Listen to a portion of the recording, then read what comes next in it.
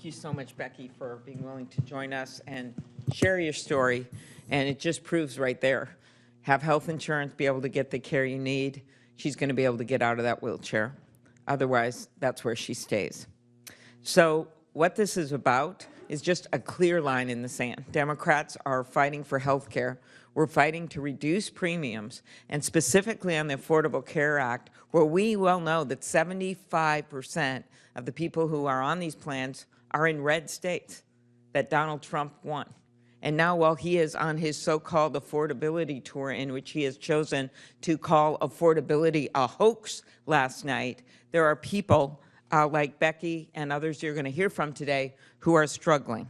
Americans across the country are being forced to make choices right now. They're seeing that their premiums have doubled and tripled. They are weighing what this means for their families. Should they have no plan? Should they get a junk plan? Should they stay in a job when they actually want to go start a business? Should they have to close down their business? Maybe they have one employee, like one woman I met in Minnesota whose employee just got through cancer, is doing well. Do they have to drop that employee because of the doubling of the premiums? They have to start paying the new rate starting next week, Monday, December 15th. That's why we're doing this vote right now.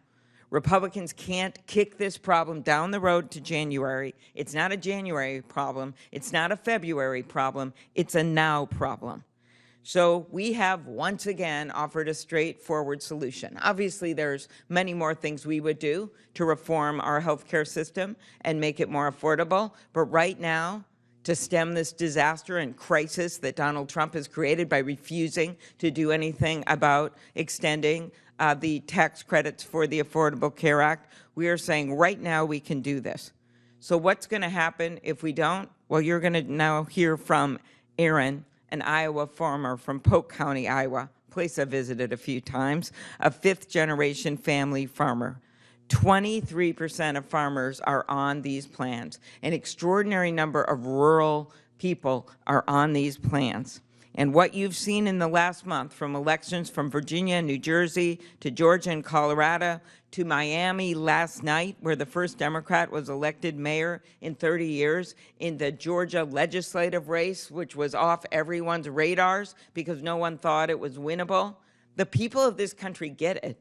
It doesn't matter how many tours you go on that have the word affordability. When you call it a hoax and you actually don't do anything about it, the American people can read their bills. They can see their premium increases.